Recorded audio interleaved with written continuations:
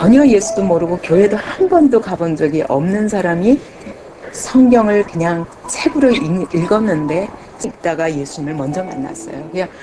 그냥 교회 가기 전에 성경을 한 번 읽었는데 그때 강하게 성령께서 만나주셨어요. 그래서 이 예수님을 너무 만나고 싶은데 어디 가야 만날 수 있는가 생각하니까 교회 가야 될 것 같아요. 그래서 저는 교회 갔습니다. 그런데 교회 가서 저는 너무 놀란 거예요. 가서 너무 실망한 거예요. 그거는 예배가 아닌 거예요. 저의 가슴 속에 이 감격과 이거를 어떻게 할 수가 없는데, 설교하시는 목사님도 그냥 강의하시듯 하시고, 대학 강의하시듯 하시고, 성도들은 졸고 있고, 찬양도 아무 감격 없이 부르는 것이 너무 충격이었어요. 그래서 사실은 제가 이 예수님에 대해서 그분들에게 물으면 잘 가르쳐 줄 줄 알고 갔는 제가 목사님께도 못 묻고 돌아왔어요. 초신자가 예수가 누구신지 죄가 뭔지 하나님이 누구신지 아무것도 모르지만 그냥 예배 분위기에 섞여서 예배를 드리다가 말씀을 들어도 세상에서 또 생각하기에 좋은 말씀일 뿐이에요. 그냥 이것이 너무 안타까웠어요. 저는 초신자 때부터. 저는 목회가 얼마나 많은 사람이 모이냐가 저의 목적이 아니라 어떻게 하면 예수를 정확하게 전해서 정확하게 살아계신 예수 그리스도를 만나게 하느냐, 이것이 저의 목회의 최대 목표입니다. 예수님이 누구신지는 분명합니다. 그 다음에 죄가 무엇인지는 분명합니다. 그 다음에 이제까지 산 삶이 잘못됐다는 것은 분명합니다. 그러면 어떻게 살아야 되는가? 근데 그 다음에 이제 성령의 인도하심을 받는 삶, 저는 두 가지로 보거든요. 성령으로 말미암아 완전히 거듭나서 예수가 주시라고 고백하는 그런 고백을 할 수 있게 하는 데까지가 첫 번째 단계라면, 그 다음에는 성령의 인도하심을 따라 사는 삶, 이것이 저는 키포인트라고 생각하거든요. 그럼 어떻게 이런 사람을 만드는가? 그것에 있어서 결국 말씀 없이는 성령의 인도하심 받을 수가 없죠. 그렇기 때문에 자연히 큐티가 되는 거죠. 이제 그것을 큐티를 사랑방 안에서 이루어집니다. 일단은 어울리면서 배웁니다. 그리고 다른 사람 간증과 이것들을 들으면서 하나만 붙잡아도 되거든요.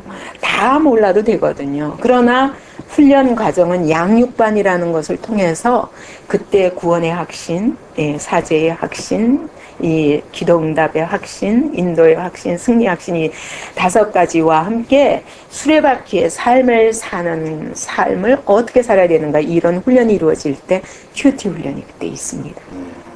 그거는 12명 미만의 사람들을 데리고 소그룹 훈련을 시키기 때문에 그때 주로 이루어져요. 그러면 석 달 동안 이루어지는데요. 그 석 달 동안 매일 큐티하게 하거든요. 그때 이제 아마 큐티의 기본은 훈련되지 않는가 싶습니다.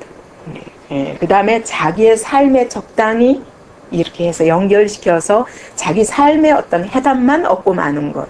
저는 그게 아니라 큐티는 하나님 말씀 앞에 엎드려서 내 전인격이 하나님 말씀 앞에 엎드려서 하루를 시작하고 내 인생을 시작해야 되는데, 거기까지 끌고 가는 데는 좀 시간이 걸리잖아요.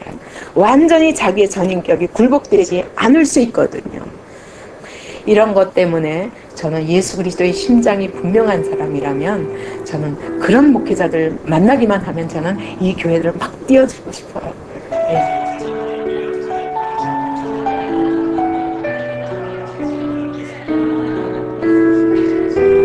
일단은 말씀을 정말 너무 몰랐었고, 그 말씀을 가지고 내 삶에 적용시키는 것이 처음엔 좀 쉽지 않았어요. 또 내 안에 있는 것을 또 정직하게 드러내는 것이 사실 좀 쉽지 않았었던 것 같아요. 처음에는 좀 가리고 좀 이렇게 좋은 모습 보이고 싶어 했었던 그런 모습들이 있었는데, 그런데 이제 그 말씀 앞에서 나를 비춰봤을 때 내 안에 있는 것들이 정직하게 보이기 시작하면서 내가 참 정말 이런 사람이었구나. 그러면서 이제 내 모습도 보게 되고, 또 다른 지체들의 모습도 하나님 앞에서 더 보게 되고, 그러면서 많이 이제 깨지는 시간들이 큐티를 통해서 그런 과정들을 거치면서 있게 됐었던 것 같아요.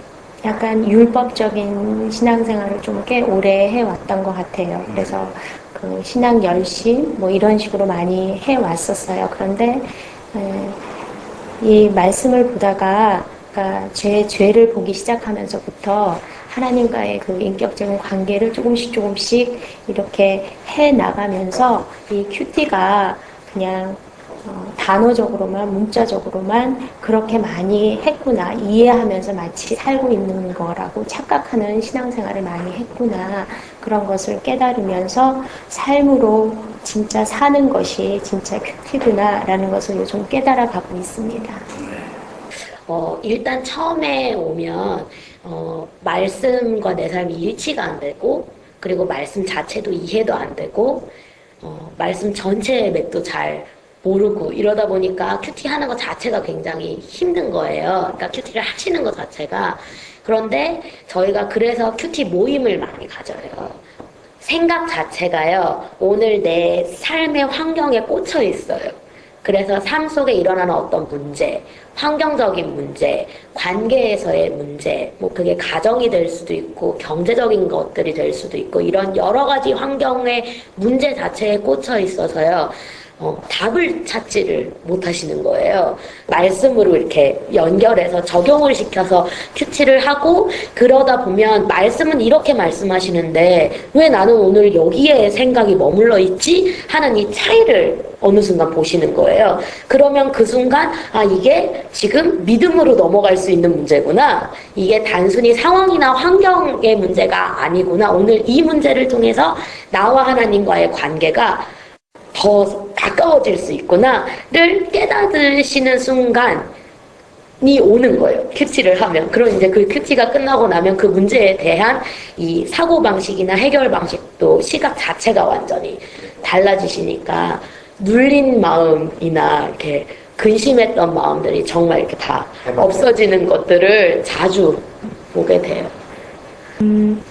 저는 혼자서 큐티를 항상 거의 10년 정도 했었던 것 같아요. 그러다 보니까 할 때도 있고 안 할 때도 있고, 그리고 말씀을 이해할 수가 없을 때가 너무 많았어요. 이게 내 삶 속에 적용된다는 거가 별로 구체적이 될 수가 없었는데, 이곳에서 함께 말씀을 가지고 나누면서 큐티를 하다 보니까 말씀과 내 삶이 연결되지 않았던 이유가 뭔지에 대해서 내가 발견할 수 없으면 다른 사람의 케이스를 통해서 발견하게 되고, 그리고 다른 사람이 지적해주는 부분에 대해서 또 고민하게 되면서 말씀의 답을 보면서 이렇게 이 과정들이 반복되다 보니까 말씀과 내 삶이 동떨어진 게 아니라 말씀 자체가 하나님이시구나를 발견하게 되면서 많은 변화가 생기게 됐습니다. 제가 이렇게 감정적인 좀 사람이더라고요. 그래서 이렇게 상황이나 그런 데 굉장히 저도 영향을 많이 받아요. 그래서 굉장히 이렇게 마음이 상하거나 그러면은 이렇게 많이 침체되어 버리고, 이게 하나님의 약속이 이렇게 막연히는 계속 들어서 알고 있지만 구체적으로 붙잡아지지 않고, 그래서 일어날 힘이 없고 교회를 계속 다녀도 그런 연약함이 항상 있었는데, 이 큐티를 하면서 말씀이 정말 제대로 확 붙잡아지면 제 감정을 정말 넉넉히 이기고 하나님의 약속의 말씀을 딱 붙잡고 나면 그 다음에는 이 두려움과 그 절망과 그것들이 그냥 사라져 버리는 거예요.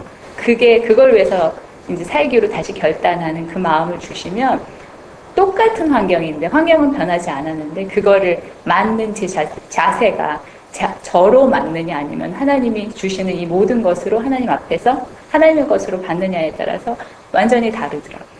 큐티로 하나님을 만난다는 것은 나 중심으로 말씀을 보는 것이 아니라 말씀 중심으로 말씀을 보는 거라는 생각이 들어요. 그래서 이 말씀이 오늘 나에게 무엇을 이야기하시는가를 찾는 그것이 더 중요하고, 그렇게 해서 말씀 속에서 하나님의 음성을 들었을 때야 비로소 하나님과 나와의 관계 속에서 막연했던 것들이 다 치워지고, 그때부터 보다 본질적인 큐티를 할 수 있게 되는 것 같고, 그러면서 성경 전체의 맥이 잡히게 되면서 하나님과 더욱 실질적인 구체적인 삶에서의 이 만남과 적용이 큐티를 통해서 이루어지는 것 같습니다.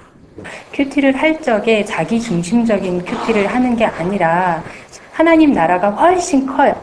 그리고 나는 그 하나님 나라와 연결되어 있어. 그러면 그 초점에서 큐티를 하면 보여지잖아요. 말씀으로 사람이 변하는 걸 체험을 하고 나니까 그 기쁨을 바꿀 수가 없어요. 그러니까 그 현장에 있고 싶어요. 한 영혼이 어둠 속에 있다가 한 말씀에 빛이 들어가더니 인생이 바뀌어요. 근데 그거보다 기쁨이 없는 거예요.